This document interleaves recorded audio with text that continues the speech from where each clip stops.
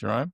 Yeah, where Okay, are you cool. So joining us from? yeah, joining you from Mauritius, Yep, Mauritius Island. Yeah, glad to be fantastic. here and chatting to you. Yeah, yeah, I've heard some really good things. I had some friends just come back from Mauritius.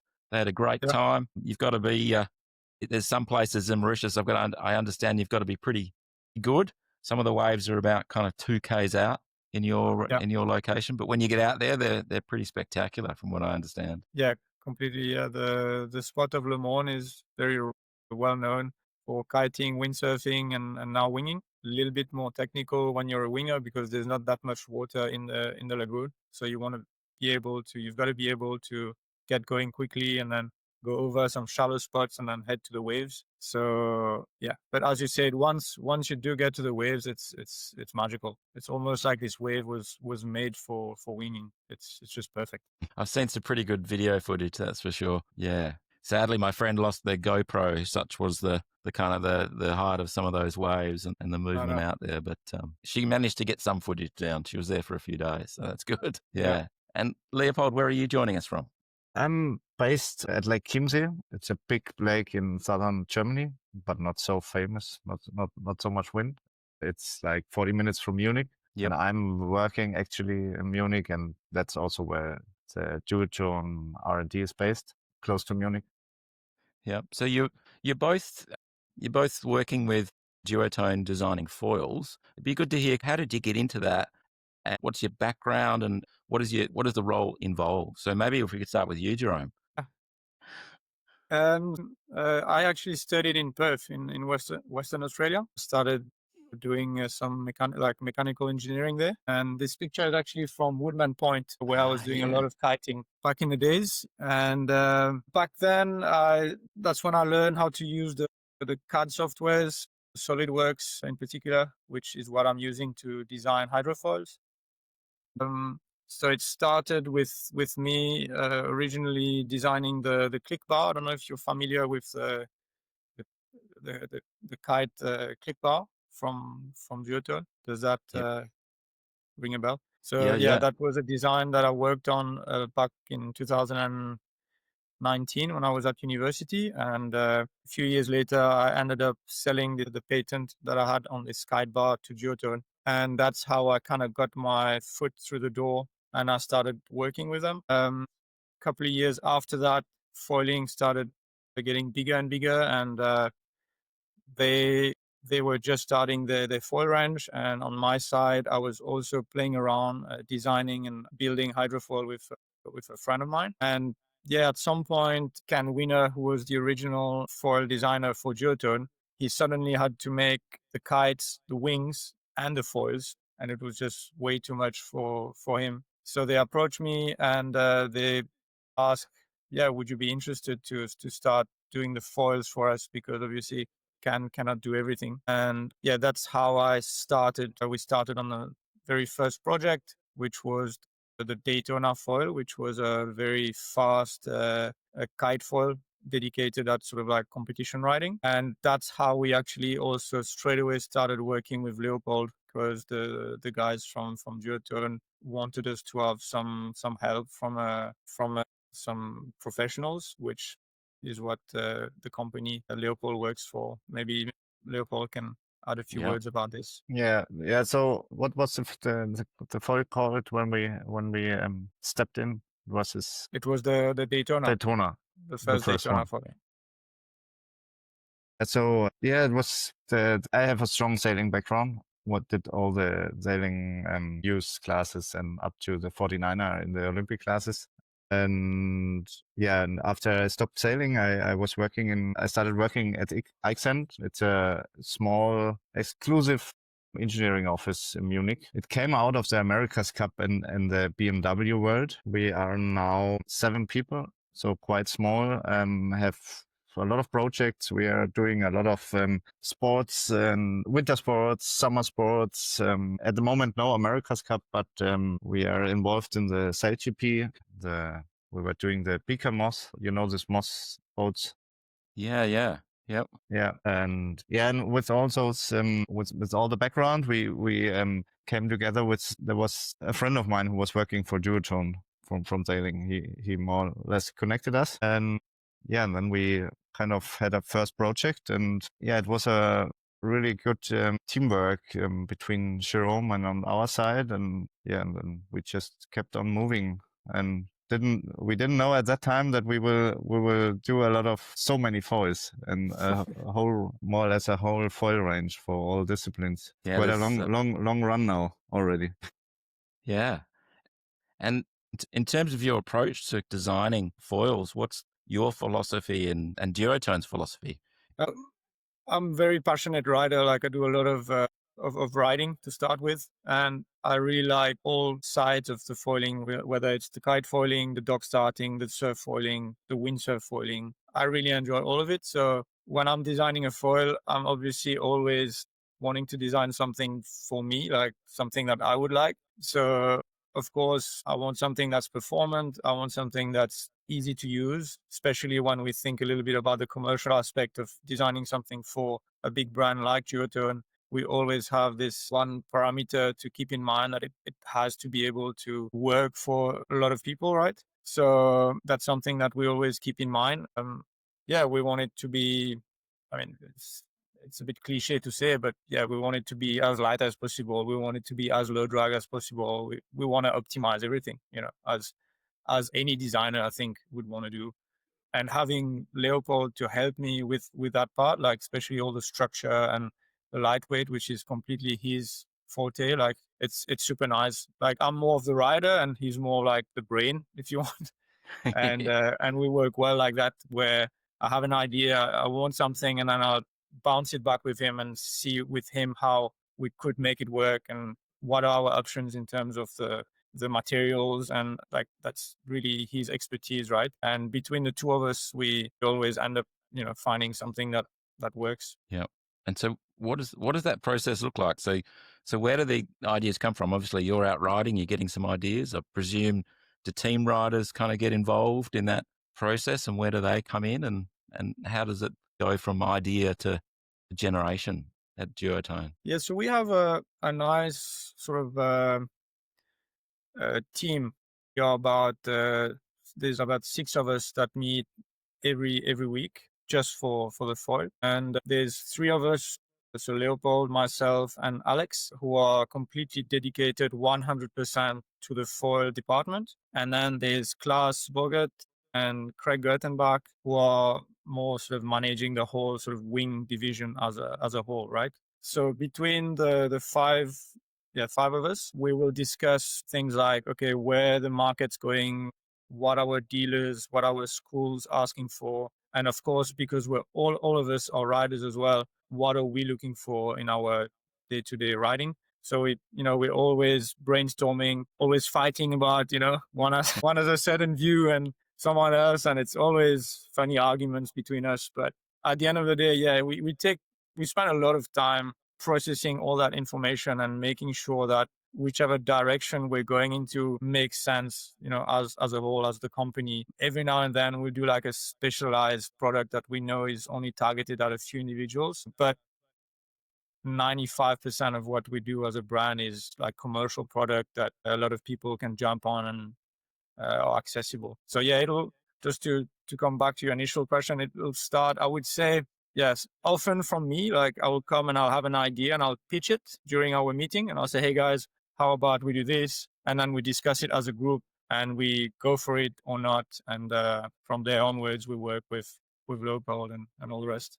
And Yeah. how is that, in the time you've been involved in designing and developing foils, how's that kind of process evolved?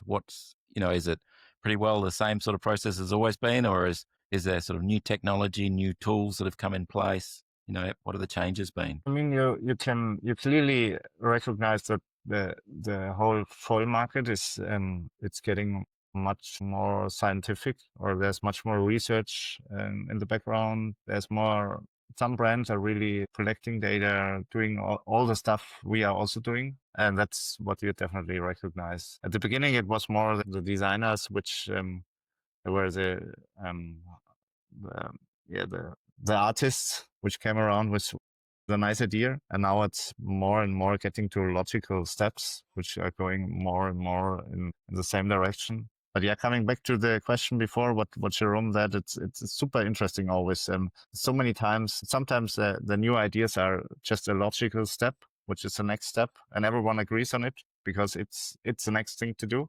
But sometimes you have to just to think out of the box, and that's where you have all this discussion, because for some it's a clear next step. For them, they cannot imagine it, and that's really a thing where I believe Jerome is really at the front, because he's so many ideas which pop up somewhere. He already had them, and that's always nice because he's so close to the market. Yeah, I suppose, I mean, there's a couple of things there. One, you talked about the art and the science, and it sounds like maybe in the early days there was a lot of art and a bit of science, and now there's a bit of art and a lot of science. So Yeah. that's an evolution. And then the other thing is kind of knowing what the market wants and developing, like any innovation. Sometimes you hear from the market, but sometimes you got to be ahead of the market and trying to that's see a what big they problem want. at what we are doing in this developing sports technology. If you do a too big step or you are too fast, it can be a problem. If just nobody knows how to control, nobody learned to control, for example, a future foil, then they will not like it. Yeah. Yeah. You have to do certain steps, and sometimes you can do big steps, but yeah, it's always a road which needs to be, everyone has to go it. Yeah, I suppose you're all in. And that's the other point, that there are lots of brands competing in this space. So in working with Duotone and developing your foils, what do you see as the competitive advantage for foil design and development with Duotone compared to what's out there? I mean, we've got this big brand behind us, right? So whether it's some investment that we have to do in expensive molds or some kind of expensive technology, I think we have this possibility where if we pitch it right to the guys, and if we can show them, hey, here's what's going to be the return on that, we have maybe some facilities compared to a smaller brand that would maybe have to think a bit more about investing this much. Am I going to get the money back? Blah, blah, blah. So I think that's one good point of working for a brand like Duotone, especially when we start talking about our D-Lab products. This whole D-Lab brand is built around the idea of what can we do? Like money is no problem. It's not an issue. How far can we push the technology? So it's nice having that backup from a company like Duotone. Something else is, for me personally, is to be able to work with people like Leopold, who are in specialized companies that have worked for the America's Cup, that work in other disciplines and have this really broad vision of, they're not only doing hydrofoils, they're doing lots of other projects. And sometimes an idea might come from the car world, like he might have worked on a project for BMW and is ahead. Actually, we've started building the frame of the cars this way. How about we use that same idea into a mast for a hydrofoil, for example? Like this, working with guys like this, where it just broadens your field of vision in a way. Yeah, and in terms of that Duotone range, it's really evolved over the years. Was there a particular turning point of a product, a sort of a generation or a particular product you think that stood out for Duotone, its foil range, when you look back? I don't know what you think, Paulo, but I guess it's when we started introducing all the carbon mask, the semi glider. We started making, let's say, sexier products, right? Yeah. I think that right at the start, back then, we were actually called Fanatic, the Fanatic foils. And we were one of the very first ones to propose foils. As Ken we know, was practically the guy that invented winging. So he started with the first foils dedicated for winging back in, I don't know when that was, 2018 or 17 or something like that. It's not long ago. Back then, I think Ken was really focused on making hydrofoils that were super easy to use, because he could see the potential for this sport, but he also knew that he had to make, I mean, I'm speaking for him there, but I guess that was his thought process. He could see the potential for this sport. He wanted to make something super easy to use. And we started with these massive front wings, like super thick, really tolerant profiles. And he built all that on a strong, maybe now overbuilt, you could say, system, but it had super strong mast, super strong fuselage, big front wings, big back wings. And I think that stuck with us a little bit for a while. Like people would see us as the guys that were making these big bulky setups. And as soon as we turn around to the more sexy carbon semi glider, I feel that's where suddenly people started taking more, like giving more attention to the Duotone brand. I don't know what you think, Leopold, but I think that's kind of when we. Yeah, I mean, yeah, that's definitely this was a turning point. Also, when you remember about the mast, which we spent so many time in developing the mast, getting it really light, getting it really stiff, but still reliable. I just remember when we made the first carbon mast, which was super light. The guys, the sport was evolving so much, and they were jumping like 2 meters, and then we were reinforcing it a bit. The next 1 month later, they were jumping 6 meters, and it was. But we kind of at the end, this mast was really it was a long road at this time, but with all the fiber mix and the right layup and everything, and it was a really cool time. And you noticed later that there were there were not many carbon masts out there which were as good as the one from us. Was just a few, and that was also something which went in the market then, the stiffness and the reliability, and that was it perhaps was not recognized in the market as we recognize it, but there was an influence from this. In terms of approaching foil design and where the sort of emphasis is, to what degree is it still about designing a foil and its design, or how you use the sort of the layout, the materials to actually make the foil? Where's the focus now? Is it still in both, or is it more about how you use the carbon? And the reason I ask is because I know there's one company's just brought out sort of the second version of their foil, and the foil itself is exactly the same design. All that's different is the way they've used the carbon. Yeah, it's always a close connection. The question. So if you're doing it right, the question is what is right. But if you have a small mistake from the beginning or not perfectly, it's quite a good thing to update it on the layer.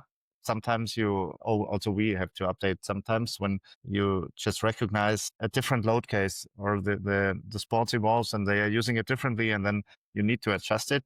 And it's not only about strengths, it's also about the deflection. You can also work with the layup in having an influence on the performance. That's definitely something. But for me, it's always, that's what we always try. That's we try to see it as a whole picture, because at the end, when you can design something which is really fast, but at the end you cannot build it, or you build something really strong and it's not fast. That's always the big goal, to have all the parameters in mind. And that was really in the America's Cup world or Formula One world. That's where all those optimization tools and this are just coming in and doing the extra rounds, which would take too much time for us to do it. And they are such good tools which we have there, which are helping us so much. And in the design process, it strikes me that you're just constantly playing with trade-offs, even just so lightness and stiffness, and then maneuverability and ease to get on foil. You've got to constantly make this sort of adjustment and decision that compromise is worth and the market taking. That's also something. When the market is having a certain thickness for the mast, you also have to have it. You cannot come thicker because your systems say it's better. Then you need to make it work. And yeah, that are a lot of parameters. That's something I always appreciate a lot with Jerome, because he just has it in mind, kind of. He has a good feeling for it, having a look on all these parameters. And yeah, and at the end, it depends on the projects. On some projects, we have more time and we do it more precise and really can use all optimization tools. And sometimes with the time, we collect so much data on all the. Also on the hydro side, you collect so much data that you already can sometimes predict quite good on something. But at the end, you see it right. It's a big. The job is to control all the parameters, right? And there are so many parameters in a foil. Yeah, and that's always the question: which parameter has to be where, and where. It's also not easy to. That's always a nice discussion when we have our weekly meeting. For sure, everyone wants to get better on every aspect. And we had times where it was easy for us to do the next generation because the generation before was not perfect. It's getting more and more difficult. But still, it just means that we have to precise the goals just more clear. Yeah. Yeah, And I suppose, yeah, you go, Jerome. yeah, I think also the market is evolving. A couple of years ago, it was very important to put a product in the shop that was super simple. Like the customer needed to walk in, there was a specific mast length, specific fuselage length, specific front wing and a back wing, and the customer was told, "This is what you need to buy. Keep it simple, get on it." Now we see that the customers are more and more interested. At least some of them, they like playing with their gear. Like they're suddenly realizing, hold on, I swapped from that stabilizer to that one, and suddenly, as you say, suddenly I'm focusing more on maneuverability. I've lost a little bit of high speed control or something, but for what I want to do with my foil, it actually works better if I go to a slightly smaller size. And that's super interesting because now we can start presenting our foils a little bit differently. Instead of telling them, here's a foil, you just buy it as a complete setup, we can focus more on each of the components and really describe what this front wing does, what this fuselage length does, what this back wing does. And we allow the customers to sort of pick and choose in the range. And it's kind of a tricky thing, right? Because you don't want to confuse the consumer. You don't want to give him too many options that he ends up putting completely wrong back wing with the wrong front wing, and then he has like a bad experience with your foil. So it's kind of a tricky line to walk. But it's also interesting because it generates a lot of interest from the customers. It generates a lot of chat afterwards on the beach, between the guys.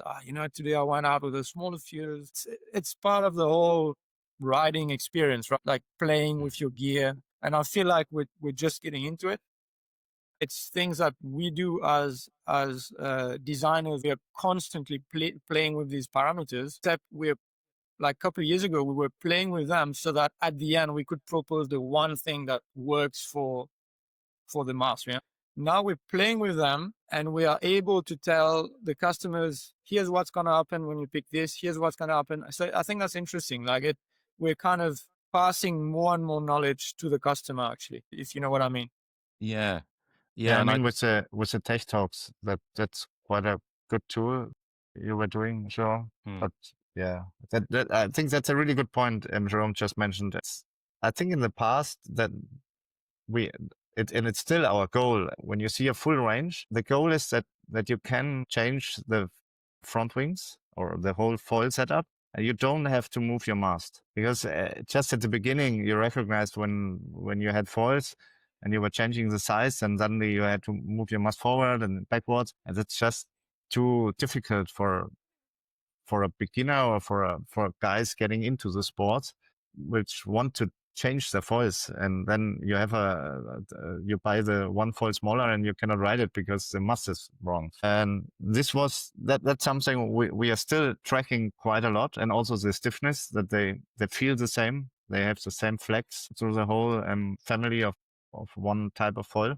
But right now it's more going in these options. And there's a big thing to explain the options. Yes. yeah, I can really relate to what you're saying about the masting because I was using a foil sort of set and changed front wings, and I just could not get my mast far enough forward for this thing to work. I had nothing on my front foot, and in the end, I just got out of that. I just sold all my gear and changed. Yeah, that was something we really focused on some years ago, and now it's in the process in our tools that we have it. It's when you compare the biggest to the smallest foil, sometimes you have to move it a bit because there is sometimes something. It depends on the range. Some ranges have like 3 or 4 sizes. There's no problem, but if you have like 8 sizes or something, or quite a big step, then it could be. But from size to size, it should be possible just to change the foil and keep it simple and ride it, because at the end probably most of the foilers are just getting the stuff and getting out when they have after work. They are not with their head, they are not into it, and they just want to screw it on. They are happy when they do everything right with the screw and they want just have fun. Yeah, look, I think there are those that want to tweak it and play with it, but I think there's a hell of a lot that just want to put their foil gear together, get out there and just, have fun. And Yeah. and if they do tweak it, it's easy to do. Yeah. It's not a huge Now effort. I think the step Jerome described, the options we can have now, they are really nice. You have to explain them. To some, you don't have to explain them because they are already so much into it. And that's also a big step forward. But on the same time, there needs to be an easy option. Yeah. I think Yeah. that's Yeah, always definitely. Still a lot of people coming into the sport. Still got, a massive amount of growth, I think.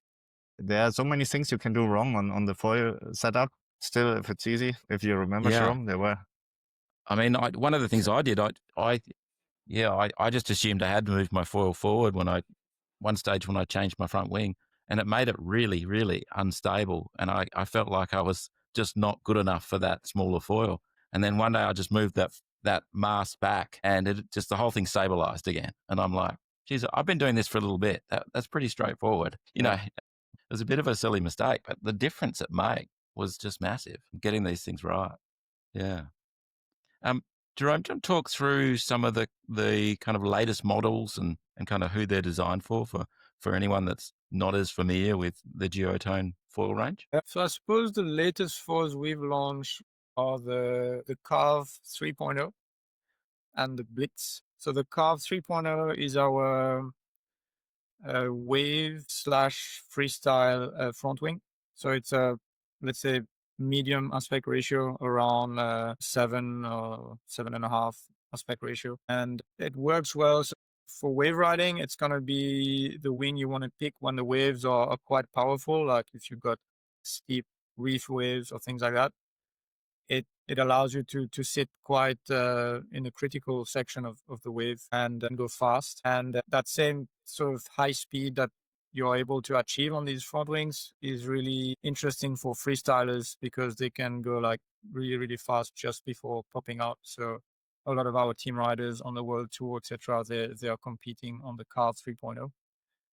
It's a popular wing in certain markets. Others, it's not at all popular. In Mauritius, for example, on the spot of Le Monde, where we have nice like reef breaks, a lot of the guys on the Carve, they really like it here. I know in Europe, where they do a lot of freestyle, it's also a very popular wing. We see actually many of the competitor athletes who are buying this Carve from us to go on the world tour. So that's actually interesting for us to see that it's kind of recognized as a benchmark in the freestyle world.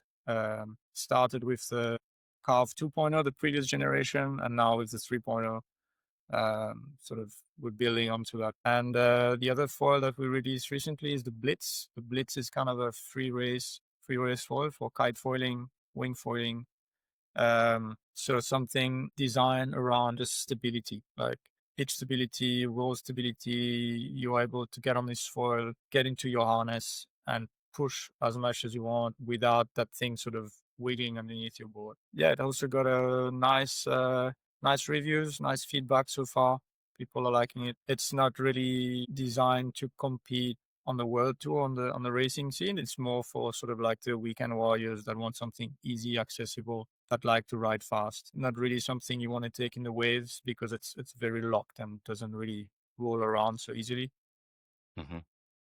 But yeah, those are the two latest products we released a couple of months ago. Yeah. And so you're saying sort of more weekend warrior kind of people would use the Blitz. What are the racing tour riders using then? If that's So we've decided not to go onto that scene, to the Yeah. full-on racing Okay. scene. To be honest, for a brand like us that are trying to make literally every single foil on the market, from a dock starter all the way to a free race, let's call it, it is kind of hard to compete with guys that are 100% dedicated and are making just a race foil, because obviously they've got a whole lot time than we do to focus on that race foil. And racing is brutal. If you're not first, you're not selling anything, right? So it's a tricky one to succeed in, like this racing scene. You're either the first one or you're not selling anything. So yeah. Yeah, you have to have fast Yeah. turnarounds and you have to get fully on it, Yeah. 100% doing it. but it is always in the back of our mind. Like I've done a little bit of racing in the past, kite foil racing, and I like going fast. I like the idea of having something super efficient. So, every now and then I'll throw in, hey, should we do this? And then someone will shut me down and like, nah, there's no market in there. Focus on something we can sell, which, makes 100% So sense. we would be up for it. Yeah, but we Yeah. we're not saying we're never gonna do a full-on dedicated race foil again. I think it'll depend a lot on what happens with winging and the Olympic game, things like this. If there's a lot more traction, we are always keen. We're always like interested to look into it. At least give it a shot. See. And it's definitely, if you want to be up on the game there, it's a tough job. The guys out there are doing a really good job on the race foils. You cannot just say, okay, I'm doing a race foil, and then you are there. There's a lot of knowledge in it, a lot of dedication, and that's yeah. And they're often priced accordingly. Whenever I've seen high end race stuff, it's pretty expensive for the average person too. I would say. Yeah. It's interesting you said that about the freestyle and the wave stuff, because I must admit, whenever I'm on Instagram or YouTube, and a lot of the time I'm seeing duotone gear, people are jumping and flipping and doing all sorts of stuff. So yeah, it tends to be what I see a lot of when it comes to your brand exposure point of view. So it makes sense. Yeah. In terms of testing and your different locations, does Mauritius give you a full range of environments for you to be testing, or are you testing over in Europe a lot, or location wise, where are you going to test out these designs? We ship our prototypes a little bit everywhere in our group. So they come to me in Mauritius. They go on Maui to the Spencer brothers, Finn and Jeffrey, who help us a lot with board design, and also they test pretty much every foil we build. They go to Klaas and Craig in Germany. From there, they are sort of spread everywhere in Europe to various locations with some team riders. If we're working on a freestyle foil, they're going to go to the freestyle guys. If we're working on a wave foil, they're going to go to our wave guys, etc. So no, we're trying to get as much, like, as broad of a testing field as we can. I do have everything here in Mauritius, from, flat, lagoon, waves, medium waves, big waves, downwind runs, but it's sometimes almost a little bit too perfect, like almost unrealistic. It's nice having it other places, more challenging, more sort of, what's the word? Maybe like in cold water, because we know that affects a lot the behavior of the foil, when it's going through cold water rather than hot, salty water, like cold, fresh water. Being able to, go test on Lake Garda and things like this. And yeah, we're always like constantly debriefing, and every now and then I'll be like, oh, this front wing works perfectly with this back wing. And then I'll have a completely different feedback from maybe Craig that spent the weekend on Lake Garda. I'll be like, no, like I need this one and that one. And then we've got to rethink it and say, okay, how are we going to make it work? Or how are we going to explain it to the customer? We're constantly taking all this information into account. Because we want the foils to work obviously everywhere. Yeah. And were you involved at all, either of you, in we've just had the big Molokai M20 paddleboard world championship and the downwinders, etc. So were either of you involved in that, or was there any new gear being used and or tested in those events? Yeah, we always use this race to test new stuff, or at least we have been for the past 2 years. Having Finn and Jeffrey Spencer, who are like some of the top sub riders in the team, they are pushing us a lot to make new stuff for them, because they absolutely want to win these races or do as best as they can. So we've had some gear already last year that we had built specifically for them, and we built some new stuff this year again. The boys did well. They were in top 5, top 10, pretty much all the races. Knowing how fast that top 10 is, I think it's a nice achievement having them there. And we are using this testing to eventually come up with a production for later on. They had different profiles they were using on the first race and the second race, and then they were able to sort of debrief to us, okay, actually this one was kind of like the best overall. But allows us to move into a commercial direction as well. Like eventually, once we debrief everything, we also had another rider, Tom Aubert from France. He was also in Maui this year, and Fred Bonneff, also from France. It was interesting because Tom is kind of like more of an elite rider in the same league as Finn and Jeffrey. But then we also have Fred, who's the more sort of let's say normal customer riding, like more of our glide and stuff. So he's also doing the race, but on completely different gear. But he's also able to then debrief to us about what worked, what didn't, and yeah, we actually this racing was very interesting for us as a platform for our development. We were able to extract a lot of information, and we had a lengthy debriefing with all these guys afterwards, and asking everything from where's the competition going, what have you seen, what do you think we should be trying. I think these events are super interesting because all the other brands also go there with new little designs, and you see some going in a certain direction, others going in other directions. So you do want to keep your eyes open. You do want to sort of keep know what's happening, right? Yeah. So no, it's super interesting. I imagine, I haven't been to it. I'd love to go one time, but I imagine as you walk around, some things are kind of covered up until they're almost put in the water at times with prototypes and things. Yeah. For sure. You don't want to share too much of what you're working on with the competition. Yeah. And is there, there's different times of the year where things come out, I know, but is this a time where there's anything in the pipeline that we can kind of tease or mention to listeners, or not quite ready yet? And maybe I need to circle back and chat to you again. We did check on that yesterday with our boss. Yeah, good.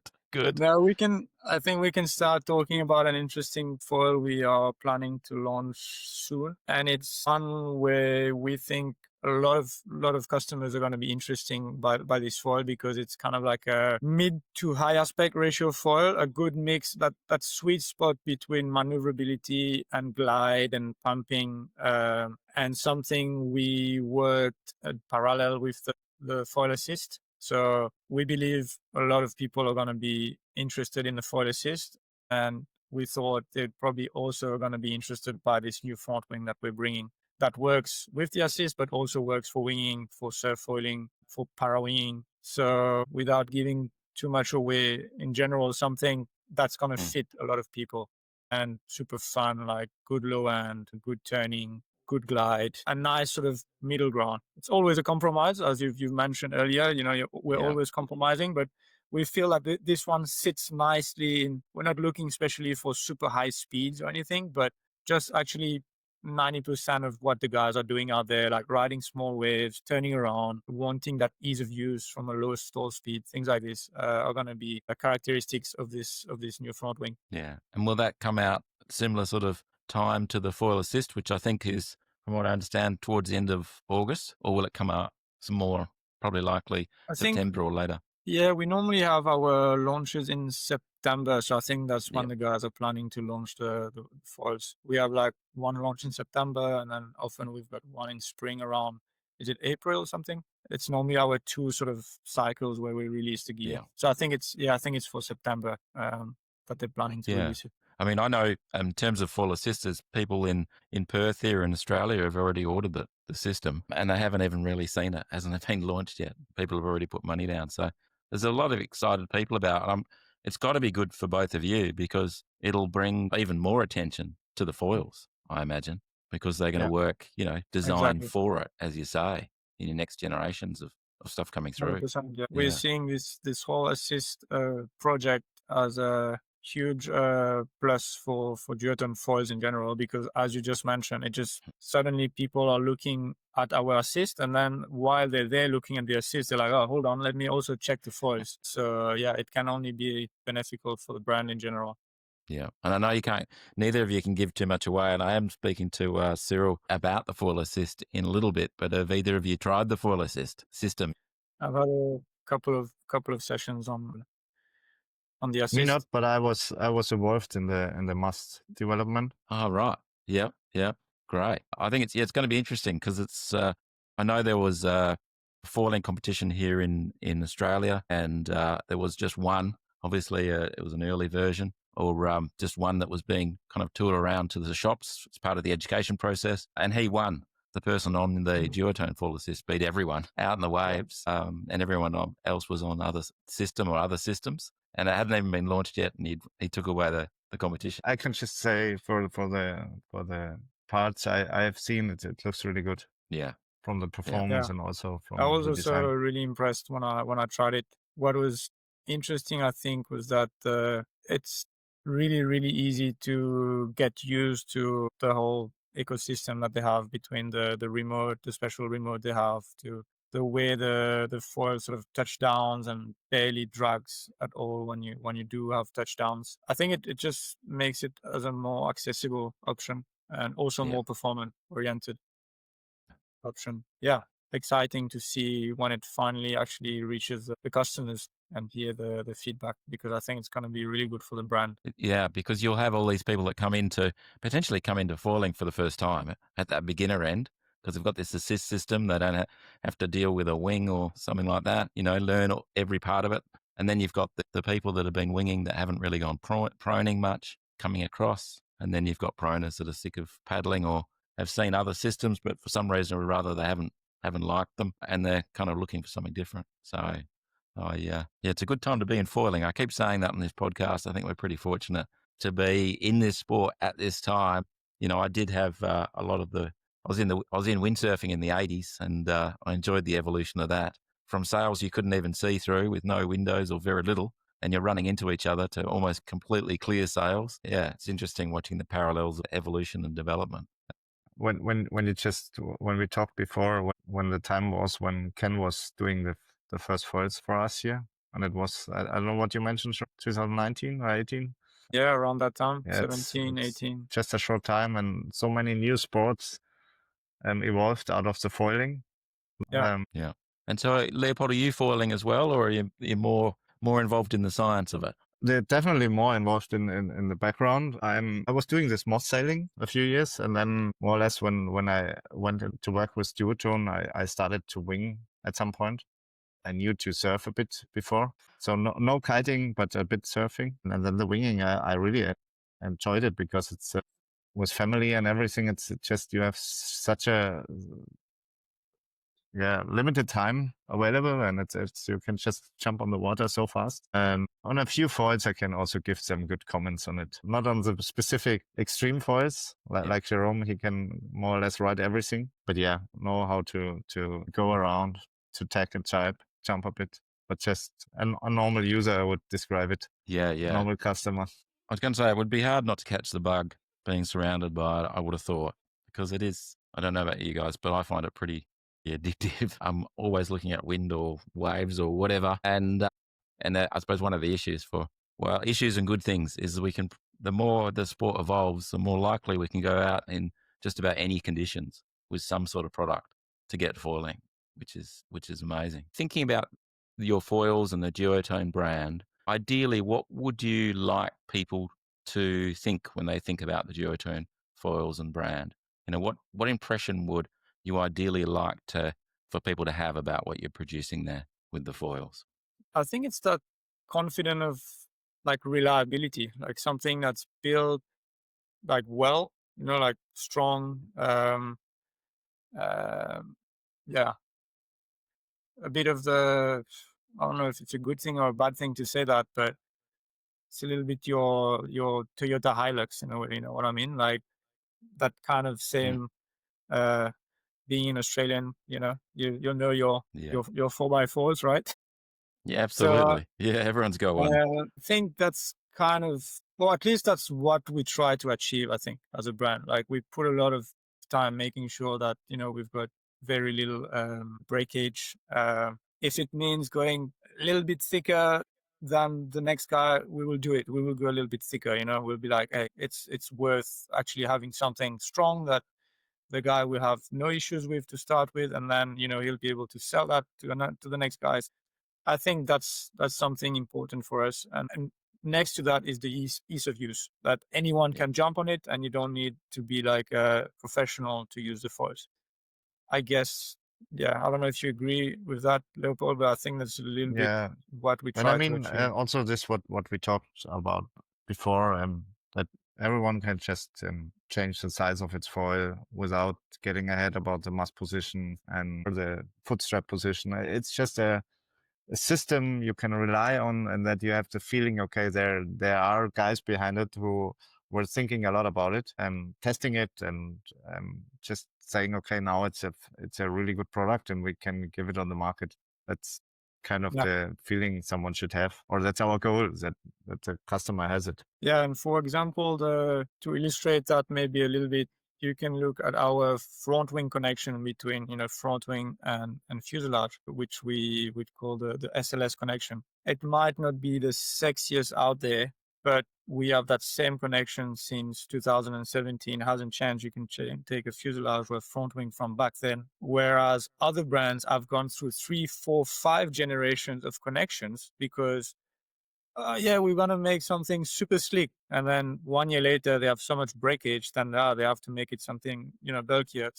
We got a lot picked on back in the days. Oh, why do you have 3 M8 front screw to connect your front wing? It's not needed. Okay, you do it with an M6 and we see how long you last with it, and then they all make the switch to the M8. So it's little things like this where we were a little bit picked on. Oh, why is your mast so bulky? You can make it much lighter, much thinner. Okay, we try your foil, we find it an absolute noodle. We can't ride it. And then eventually, a couple of years later, we're coming out with high performance masks, which are much stiffer.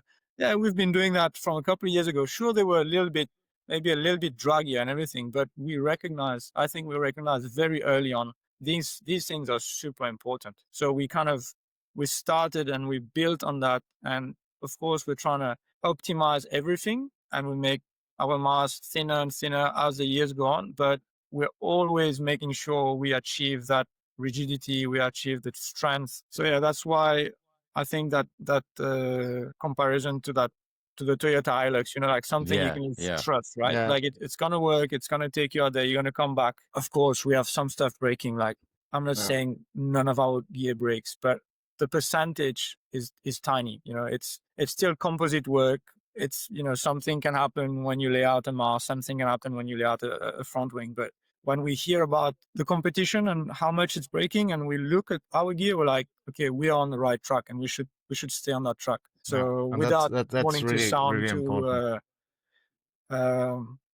yeah, the ease of use, also what you described before, is so important. When you compare it to pure racing, when there is a racer and we tell him, okay, your gear is now a little bit heavier, but then you are faster than everyone else, he would pick it because he can just manage this more weight, or he lives with it, because at the end he will win the race.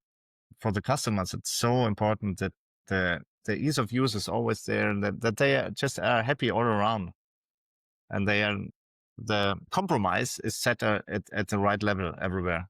It's always a compromise. You have all the possibilities to tune it in some direction, but when you cannot put this up and this will also stay up, sometimes it has to go down, and then that's always a leveling. And I think what's also really strong is the big group we have there, and we are listening to the group. So we really like the field testing from them. We like the feedback. We not always agree with it, but we like to hear it and to take it into account and think about it. And sometimes we have to sit together again, us two, and rethink all the feedback. But that's, I think, makes the whole brand quite good, because they're quite, you find in every aspect, you find someone. Like Jerome said to me before, if you want to, you find a whole environment of schools or dealers. It's such a big, and we can use it, and that's quite a big power. Yeah. Yeah. And And I look, think I can when relate to your M8, M6 points there, which I actually got to the point where I actually bought myself a system to remove my broken M6s in the past, because they just kept breaking, particularly when you go on larger foils like the pump foils and things. You jump off a jetty and you literally just hear them go bang, because there's so much pressure on those, particularly those big pump foils. And Yeah. I one went bang and it's got 3 in there, and I thought, well, that'll be all right. I'll get through. And I jumped back in again, and it went bang, bang. The front foil had to catch, sinking to the bottom of the ocean. And and then now I've learned how to remove them. So M8's all the way, I think, from my experience. I want to finish now with just a few quick fire questions. Now, How we do this with two of you, I don't know, but maybe, allow the time to jump in. Leopold, some things will apply, some things might not, but let's just work our way through together. So for each of you, describe foiling in a couple of words for you. I would say silence. For me, it's magic. Yeah. Okay. What's the most rewarding thing about foiling for each of you? For me, it would be, I think I really enjoyed, I'm still enjoying the learning curve. That was either it was a moss in sailing, it's also foiling, or then jumping on the wing foil. It's always this curve that you can, that's why we are doing sports, because we want to get better and better. And that's this foiling, this new dimension is just giving you so much possibility to learn. Yeah, Yep. same. And because we've got all these different disciplines, from dock starting where you want to, be able to pump for a minute, then for 5 minutes, then for 10 minutes, to the surf foil where you want to be able to link your first waves, or, do more and more radical turns, to kite foiling where you want to beat your speed record. I mean, there's so many things that you can target, right? And that's super fun, because every time you get on the water, no matter what you're doing, there is something that you can sort of try to achieve. Okay, I'm going to beat my speed record today. Okay, I'm going to, whatever it is. And that just keeps it super fun. Or whether you just want to relax. I mean, how relaxing is foiling in general, right? Like anything, you just get on the water and just, it seems to relax you. Yeah, I mean, you can have a terrible day, and then go out foiling at the end of it, and it just completely changes your outlook on life. And it's so healthy mentally, I think. I mean, physically one thing, because we're all doing stuff, but mentally it's just such a good sport. The next question I've got, I might change a little bit. I normally ask, what's the best advice you've ever received about foiling? But I'm going to ask you, what's the best advice you've ever received about foil designing? I would say, I think that you should try to achieve a design where the minute you step on, it just feels right. Like that should be your first initial, not, maybe I'll need 3 or 4 sessions to get the hang of that foil. Maybe it works a little bit differently. I think if you've got a good design, you jump on it, and the first thing that comes to mind is like, feels like I've been riding it for the past 2 years. So that's really something that I try to achieve when I'm designing. Like that ease of use, I think, is super important. I would say probably back in the days from the Micros Cup, just keep researching, just never stop, just keep it turning. I mean, in this world now with a commercial product, sometimes we have to stop and say, okay, now this is it. But there's always option to improve, room to improve everywhere. Yeah. My next question, we've all had some pretty bad crash moments. What would you call your worst crash moments? Jerome, you've possibly been in some pretty massive waves. Do you go out in the waves fairly often, and have you had some moments out there, or worse moments hitting reef or something? Yeah, I was reflecting on that the other day. Like, I spend so much time around these sharp foils, and touch wood, I somehow have managed to never cut myself or never hurt myself badly, which is pretty amazing if you think about it, because the probability of getting hurt is pretty high, I think. I guess I got into foiling late enough that I was a little bit wiser. When I think back about my kite surfing freestyle years when I was 16, 17, 18 years old, where I would just like crash, and I've done my knees and I've broken teeth, and because you're just younger and you go harder, right? I think by the time I got to foiling, I'm not too interested to take too many risks, to be honest. So I do go into waves, but I don't try to do like crazy stuff. Yeah, I haven't had maybe some big wipeouts like kite foiling at high speed where you do your neck a little bit from that whiplash from hitting the water. That's probably the worst ones, but nothing too crazy, like a couple of days with a sore neck. And yeah, unless I'm forgetting something, and which means that my brain is getting affected from the crashes. I talking about that. I used to wakeboard a fair bit, and I came around the corner once, trying to be clever, and I was going backwards, and I caught the back edge, and I was wearing a gaff helmet, and I fell back, and the gaff helmet exploded when it hit the water. It obviously saved me, and I kind of didn't know where I was, and when I kind of came up from the water surface, there's all these little bits of gaff helmet floating around. That's great. Luckily, I was okay, but the noise scared the hell out of people in the boat. But I think that Mm, that probably did save me. I always think the it's really interesting this or the feeling of this when you go really fast, like with a blitz or something, and you hit something, and you are not really noticing that you hit something because the ball is just going down, and it's just this short moment where you try to, but the next moment you remember you are already lying in the water, and this is just so Yeah. fast. This, Yeah. So my last question for you is, what's the next big foiling adventure or challenge for you in your, and you can talk about it in terms of your full designing career if you like, but even just, getting out there and traveling and testing some of these foils. What's the next big thing for you? yeah, that would be a good thing. Traveling. I never was in Mauritius. I think that's something for me. Going to join Jerome on his one of his days on the water in Mauritius. Yeah. Yeah. I think that sounds good. I'd love to come over and do it too, particularly seeing as the waves are 2Ks out. I probably want a couple of people out there with me, I reckon.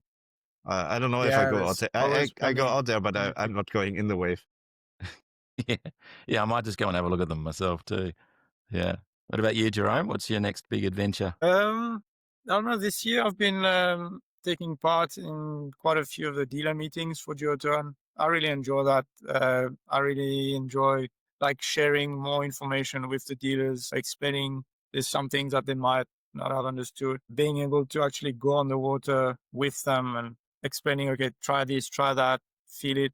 I really enjoy that. So hopefully there's a few more of those in the future. And of course, it's always interesting to travel to new destination. I mean, to be honest, we have really, really nice conditions back home. Like, I feel like we don't really need to go anywhere because we have waves, we have everything. But it's always nice to discover new countries and different spots. So yeah, looking Yeah. forward to a few more trips with the Duotone gang. Sounds good. Thanks both of you for your time today and talking about the duotone foils. That's awesome. I'm sure people enjoyed our chat. So Yeah, cheers. thanks a lot for giving us this platform and allowing a little bit more awareness around the brand. Thanks a lot for that. Thanks, Leopold. Yeah. Cheers. Yeah, thanks a lot.